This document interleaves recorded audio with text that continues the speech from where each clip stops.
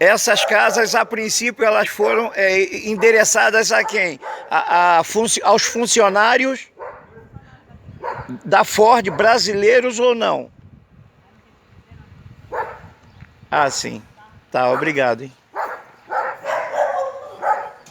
Isso aqui era uma vila? Isso aqui era tido como uma vila? Ah, aqui que era essa que é a vila dos mensalistas. A americana é aquela do final. Tá, obrigado, hein? Hã? Pesquisa. Hã? Estou fazendo pesquisas históricas. Então, aquelas últimas que eram dos funcionários mensalistas americanos, que recebiam por mês. Tá, obrigado.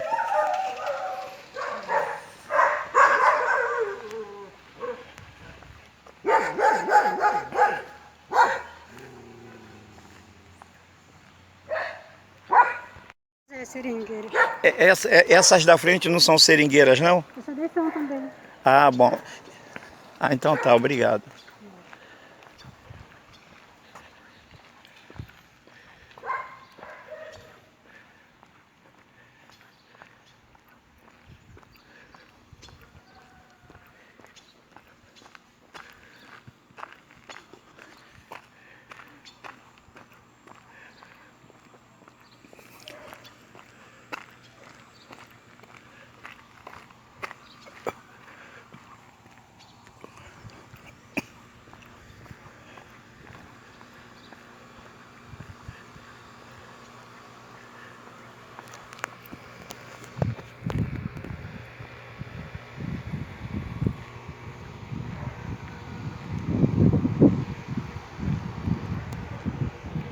A senhora sabe me informar qual foi a primeira casa que seria destinada para o Henry Ford? A casa número 1? Não sabe não? Nunca procurei no canal. Tá bom, obrigado.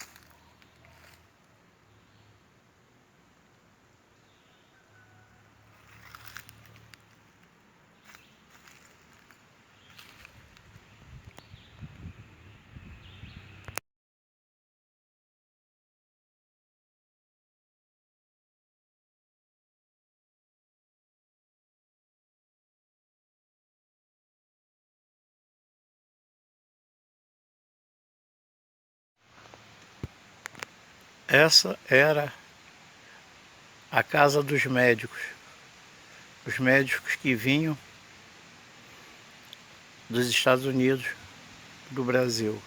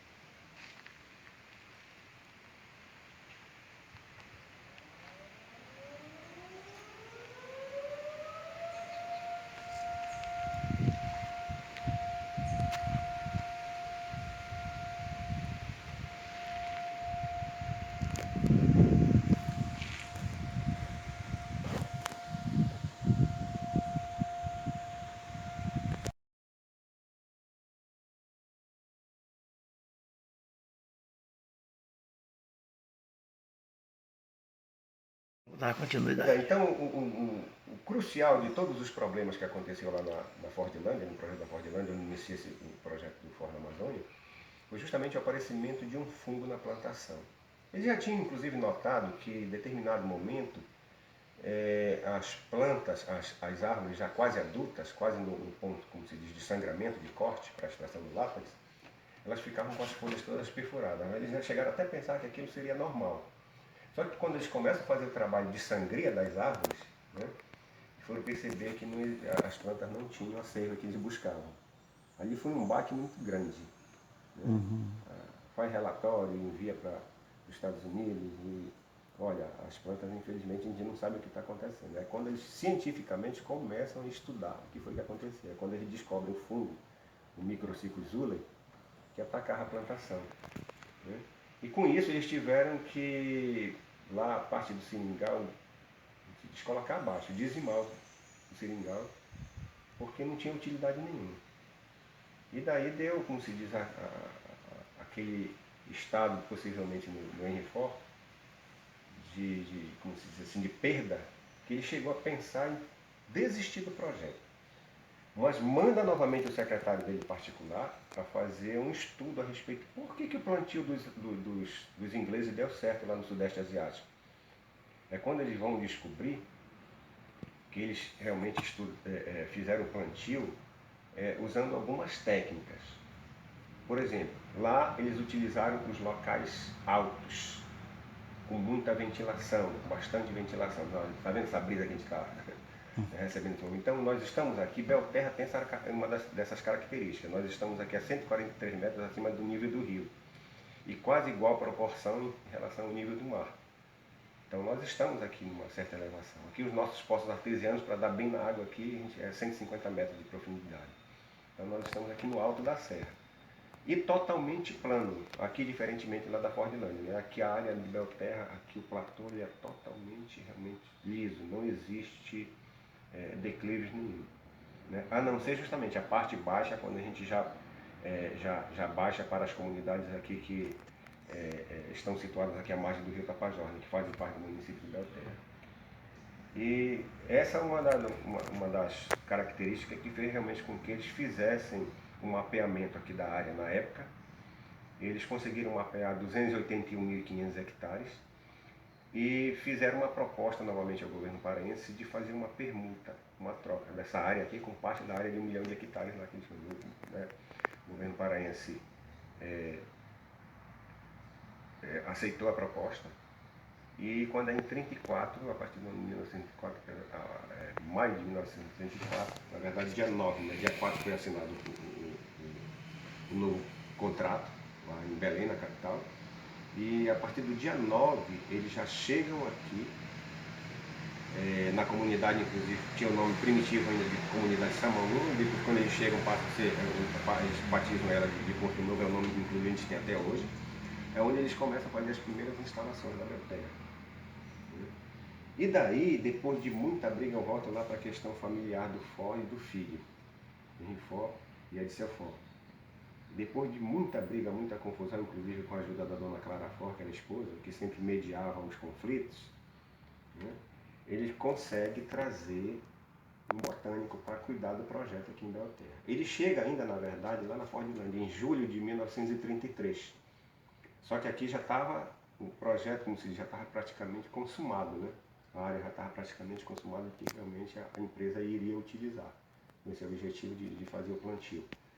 E daí eles trazem justamente o James Webb, que foi um dos botânicos que tinha participado de uma expedição patrocinada pelo governo norte-americano, através do Ministério de Comércio e Agricultura na época, lá nos Estados Unidos. Ele veio participar de uma missão do governo aqui, justamente para ver de perto as seringueiras, né? Estudar um pouco elas. Como o Ford não quis aproveitar ele na primeira expedição que ele manda para cá, ele foi trabalhar lá em Sumatra para Goodyear. Né? Goodyear? Para Goodyear. Né? Então, fabricante de pneus. Né? Uhum. Então ele está lá e, depois de muita confusão entre pai e filho, eles conseguem contratar o cidadão a peso de ouro para vir justamente trabalhar o projeto da Belterra. no novo local, no novo, onde seria feito um novo plantio. E daí ele chega ainda no ano de 33 lá na Fordlândia, e quando ele chega lá ele condena realmente todo o projeto. Olha, aqui está tudo errado. Né? Ele traz de lá da Ásia, ele traz um manual, como era o trabalho que eles faziam lá. Né? O sistema de plantio, por exemplo, retilíneo, obedecendo um certo distanciamento de uma árvore para outra, a forma de tratamento, de como tinha o combate sanitário, né, como eles faziam, tudo estava ali naquele relatório dele, naquele manual. Né. Outra coisa, os ingleses eles foram muito criteriosos também. Eles conseguiram um melhoramento genético da planta. Qual o objetivo com isso daí? Tornar a planta mais resistente às pragas e, ao mesmo tempo, que elas produzissem mais. Né, que elas produzissem mais. E eles conseguiram isso. Então, quando ele está aqui, que já está sendo feito o trabalho de limpeza, de derruba da mata aqui para fazer começar um novo projeto, ele sugere à empresa o retorno dele lá em Sumatra para tentar trazer mudas da planta. A empresa acha boa ideia e envia ele para lá. Numa viagem de ida e volta de mais ou menos 40 dias, naquele tempo os navios, né, demoravam muito numa viagem dessa aí. Hoje não é muito mais rápido. Ele consegue chegar aqui em Belterra com 2.046 mudas, né, que ele conseguiu lá em Sumatra, da planta geneticamente Dessa seringueira já beneficiada lá. Beneficiada lá. Das que foram as sementes daqui já beneficiadas lá. Né? Com isso, inclusive, depois os ingleses descobrem nessa manobra dele, inclusive proibiram depois, né, a saída. Né? Mas como se diz, como se diz, aquela história do ladrão que rouba ladrão, né? Eles levaram daqui e depois realmente, vamos dizer, o James Ver, que era botânico, vai lá e consegue chegar aqui. Ele trouxe muito mais, mas chegaram, ele conseguiu desembarcar vivas aqui em Belterra 2.046 mudas da planta geneticamente modificada. Pra você ter uma ideia, vamos levantar aqui rapidinho. Olha, esse aqui é o mapa original do projeto. Né? O mapa original do projeto. Belterra é uma cidade planejada e, como se diz, feita pelos americanos, assim por ele, né? O mapa muito, digamos assim, criterioso. Pra você ter uma ideia, cada pequena quadrícula dessa aqui são 400 metros quadrados, que são 16 hectares cada uma. Pra você ter noção da dimensão do projeto. Eles plantaram 3.200.000 pés de seringueiras aqui. Dos 3.200.000 pés de seringueira que eles plantaram aqui, aproximadamente 2 milhões eles conseguiram melhoramento genético através dessas mudas que eles trouxeram do lado da Ásia, né, do Sudeste Asiático. Então, esse foi o projeto aqui fora na Amazônia, né? E as pessoas perguntam, o que foi que fez então eles desistirem de fatores? Então, a princípio, o projeto lá foi um projeto amadorístico. Foi. Aqui sim já foi um projeto mais profissional. Isso, já foi mais profissional. Aqui eles obedeceram vários critérios. Você pode ver, por exemplo, as plantas aqui, essas árvores que nós temos aqui de seringueiras, elas, vamos dizer, elas estão plantadas em linha, coisa que eles não obedeceram lá. Né? Então, para tudo, como se diz hoje, desde antes mesmo, principalmente nos dias atuais, você tem que trabalhar com técnica. Mas a grande pergunta, o projeto foi bem sucedido ou foi um fiasco? Obtiveram borracha o suficiente para atender a indústria automobilística? Ford? Veja só, o projeto aqui em Belterra, ele é apenas 11 anos. É 1934 a 1945, quando eles resolvem entregar o projeto. Se você for ver o tempo, por exemplo, que a árvore passa na fase de crescimento, até a idade em que ela atinge a maturidade para a produção, né? Então, a partir do 7º ano, você pode começar a fazer esse trabalho de sangria. Esse processo aqui que a gente vê aqui nesse quadro, né? Trabalho de sangria mas se deixar um ano a mais, melhor, a partir do 8º ano. Então, se você for contar esse 8º ano, com 11 anos que foi o projeto, nós tivemos o quê? 3 anos, 3 anos a mais de produção efetiva. E todo produto, antes de entrar na escala industrial, constantemente ele vai passar por análise. Isso não é algo de agora, não. Desde antes realmente era assim. Né? E praticamente, na verdade, o projeto ele foi inviável nesse aspecto. o projeto aqui em Belterra, ele não teve os mesmos problemas que ele teve inicialmente lá na Fordlândia. Né? No entanto, digamos assim, fatores fizeram com que a empresa desistisse. Primeiro, que quem já comandava a empresa nos Estados Unidos já era o filho. O Henry Ford já estava com cerca de 83 anos, tanto é que meses depois ele falece. Mas antes dele, quem já comandava a empresa era o filho, que era filho único, Edsel Ford, e subitamente o cidadão também veio a falecer. Então a empresa, como se diz assim, ficou assim, à deriva, né? Digamos, utilizando essa expressão. E o Henry Ford não queria entregar para uma outra pessoa, inclusive ele já era, majoritariamente ele era o dono da empresa. Né? Ele conseguia ao longo do processo comprar as poucas ações que alguns outros empresários tinham na empresa. Então ele já era dono sozinho da empresa. Majoritariamente. Majoritariamente. E ele queria, ele acaba, vamos dizer, nomeando o neto, o Henry Ford II, como presidente da empresa. Esse daí foi o primeiro grande problema, né, que eles tiveram. É verdade que esse neto dele esteve lá em... Rio de Janeiro? Não, Rio de Janeiro não. Lá em Fordlândia? Não. Não esteve? Não esteve. Ele foi no Rio de Janeiro. Foi no Rio de Janeiro? Vou contar essa história aí também, né? Ver como é que ela finaliza. Esse daí é o primeiro baque para a empresa, né? Porque o grande incentivador, Edsel Ford, que era o presidente da empresa já na época, vem a falecer. Né? Segunda situação fez com que eles desistissem do projeto. O aparecimento, aí que entra a questão da borracha sintética, a partir mais ou menos ali do ano de 1943, ela começa a ser produzida em escala industrial. Os norte-americanos, fazendo essa produção nos Estados Unidos. Então, claro, evidentemente, o cara vai olhar assim, pô, lutei tanto por esse projeto, até agora praticamente ele foi inviável para a gente. E hoje eu tenho como aliada a borracha sintética. Né? Então foi um dos fatores. E o terceiro e último fator foi justamente o término da Segunda Guerra Mundial. Tanto é justamente que eles entregam o projeto no ano que acaba a Segunda Guerra Mundial, em 1945. Eles entregam o projeto do governo brasileiro. Quem vem lá dos Estados Unidos é justamente o Henry Ford II, que era o neto, e vem ao Rio de Janeiro, que era a sede federal na época, e entrega o projeto. Por quê? Porque, como eu sempre falei, né, como é de conhecimento assim, das pessoas, a borracha amazônica ela sempre foi silvestre. A produção dela foi no estado silvestre. Diferentemente lá do Sudeste Asiático. É uma história assim, muito íntima, essa história. Né? Então, lá no Sudeste Asiático, os japoneses na época conseguem fazer o domínio dos plantios, e com isso há uma retração na produção.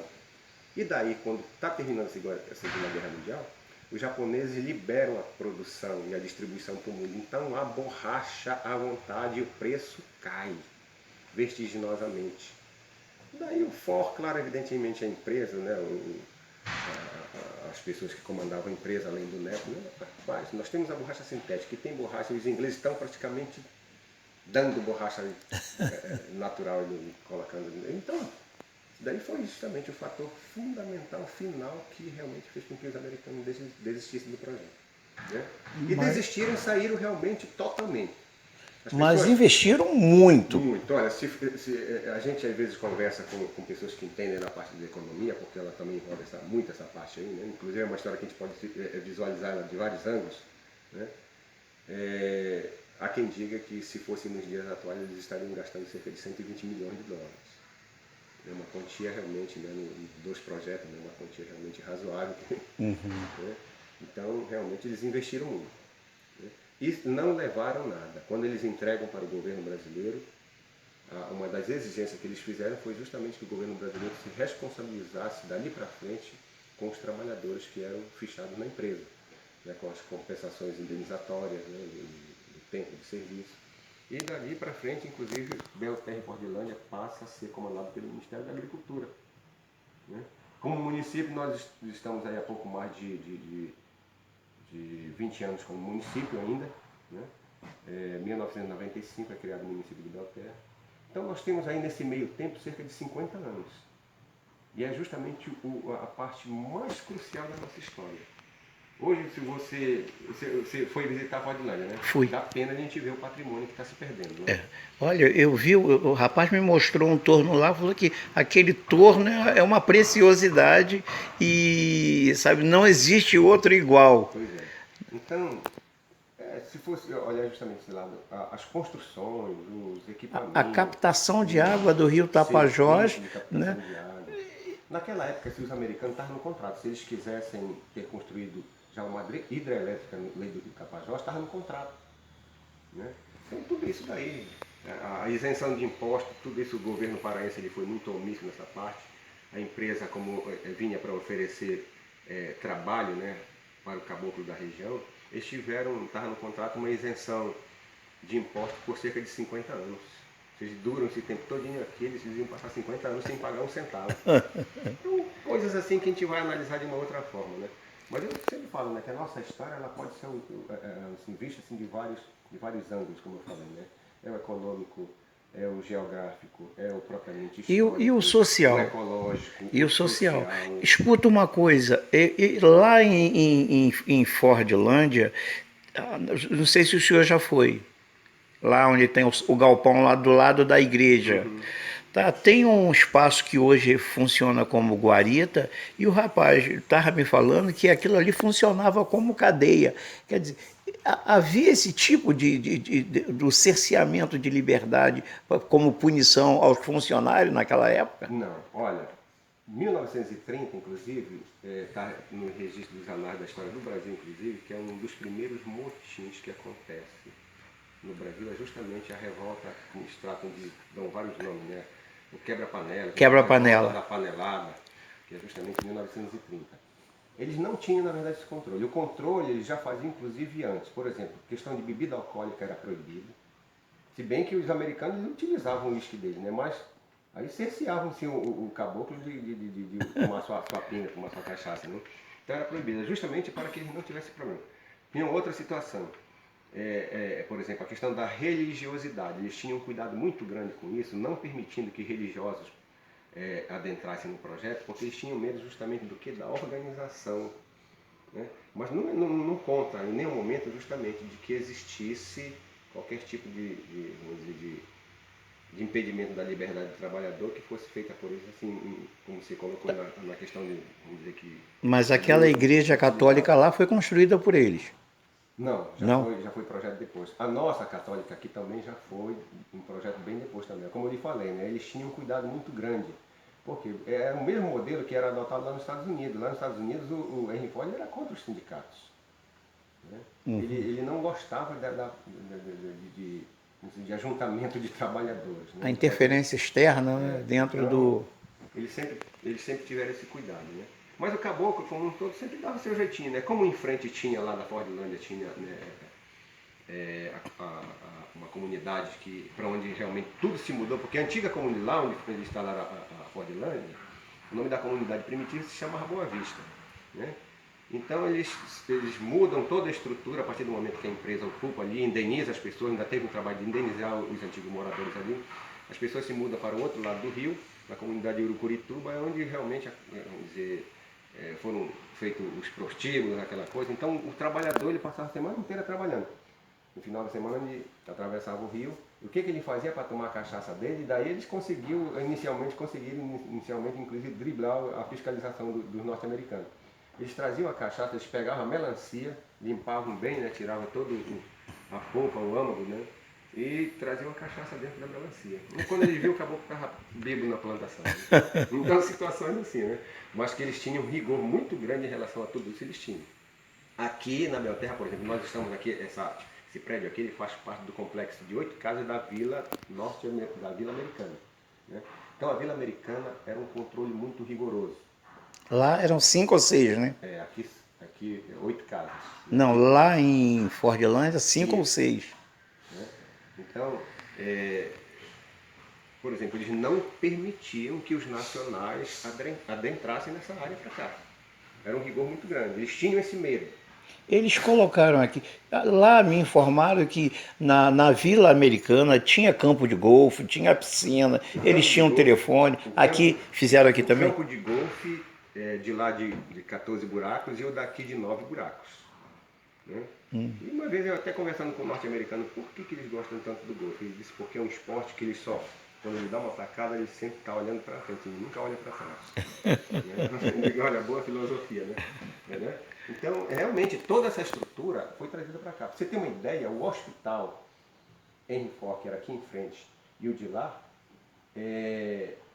estrutura na época do que havia de melhor nos Estados Unidos, em termos de É tecnologia. verdade que o primeiro transplante de pele foi feito lá? O primeiro transplante de pele no Brasil foi feito na Fordlândia. Né? Então, o que existia de mais tecnológico nos Estados Unidos era uma preocupação muito grande do Ford. Tanto é que justamente o medo dele de vir aqui na Amazônia era justamente o medo das doenças tropicais. Né? Então ele tinha medo da malária, das outras doenças, né, que ocorrem até com uma certa frequência até nos dias atuais aqui na Amazônia. E ele tinha medo. Então, por conta disso, ele mandou montar 2 hospitais. O nosso aqui foi referência na América Latina. Há registro de que pessoas aqui dos nossos países aqui, fronteiros aqui, argentinos, bolivianos, peruanos, vieram fazer tratamento na Belterra, na época, nos anos 30.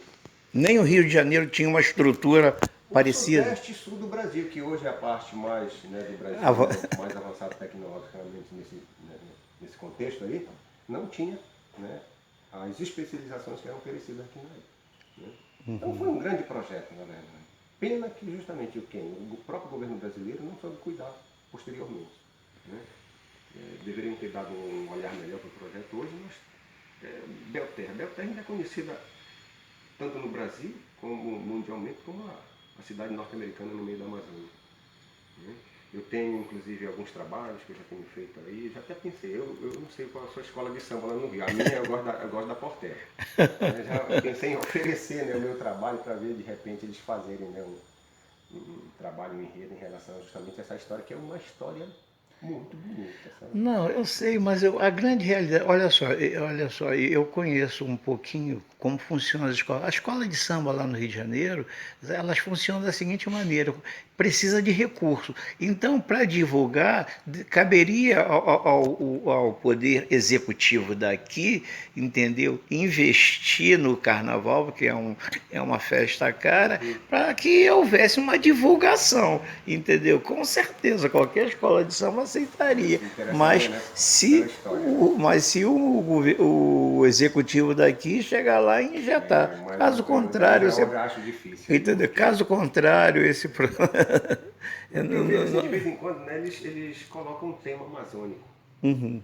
E por incrível que pareça, todas as escolas que sempre investiram no tema amazônico constantemente levam o título.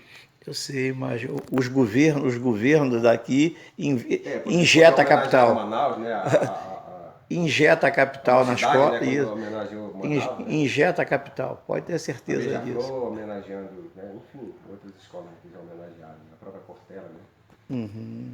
Pois é, então é justamente isso daí um pouco da nossa história. Né? Nós temos aqui, né, algumas peças, assim, alguns folders que a gente preparou aqui, né, que contam assim um pouco, né. Daí você tem uma ideia, né, a história de que o projeto foi um grande projeto é verdade. Né? No entanto, o trabalhador de campo ele sempre foi uma pessoa, digamos assim, tratado no segundo plano. Essa é a pura verdade. Isso não é a história somente do Ford. É a história de todo trabalhador da exploração da borracha na Amazônia. Ele não era a ele dado assim um certo valor. Né? A gente vê aqui justamente, né, pela casa que eles ocupavam. Tão rústico que é, né? Isso. Isso aqui é uma loja de venda de calçados. Né? Uhum. Aqui é o acervo histórico documental. Nós temos aqui muitos documentos. A gente não autoriza muita entrada. Faz tempo que a gente não faz uma higienização. Né? Tem que ter um profissional que cuide dessa parte aí. E a gente não tem esse profissional agora. Então nós temos aquele lado de lá, são inclusive muitos livros que foram utilizados, muitos deles inclusive utilizados no hospital, alguns inclusive na própria língua inglesa, né? E outros registros que nós temos para cá, de fichamento de trabalhadores, enfim, outros documentos relacionados, né, a esse momento. plantas, das edificações nós temos aqui.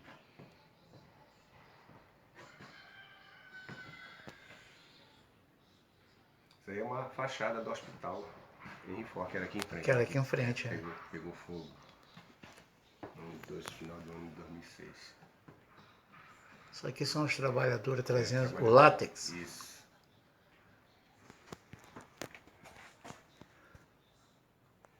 Esses daí eram as duas pessoas que vieram cuidar. Esse daqui é um viveiro aqui na Belterra. Esse daqui é o administrador geral, o gerente administrador geral, o norte-americano, o Archibald Johnston. E aqui o botânico que eu falei na história, né? Aqui é o James Webb.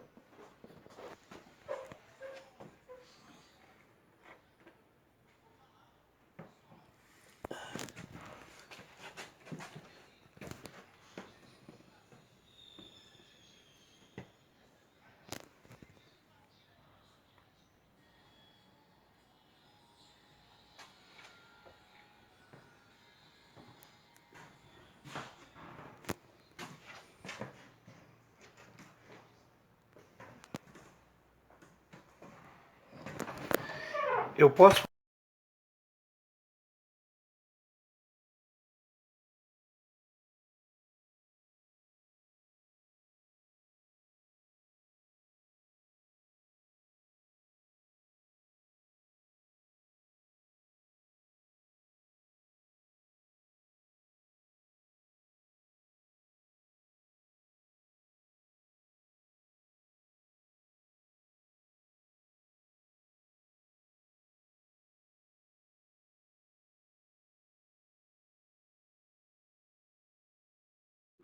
Tá, então, hoje o manuseio nos seringais, sabe, essa produção é uma coisa ínfima para atender mais artesãos, Aqui praticamente. na região sim. Aqui na região sim, aqui nessa nossa região sim. Inclusive muitos produtos eles estão fabricados, né? Se você tivesse a oportunidade, por exemplo, de conhecer as duas comunidades de Maguari e Jamaraquá, são as duas mais fortes nesse aspecto que nós temos aqui, que fazem parte inclusive da área da Floresta Nacional do Tapajós, estão dentro da Floresta Nacional do Tapajós, e que eles produzem muitos produtos, né? Sapatos, bolsas, brincos, enfim, uma infinidade de produtos. Eles fazem justamente a partir do couro vegetal, né, que é produzido a partir do látex, e o excedente é repassado à indústria. Eles têm umas pequenas máquinas que eles fazem, né, o beneficiamento. Né? Então já tem todo um preparo. Agora, não há mais uma preocupação por parte do governo da região amazônica em ampliar a plantações de seringais.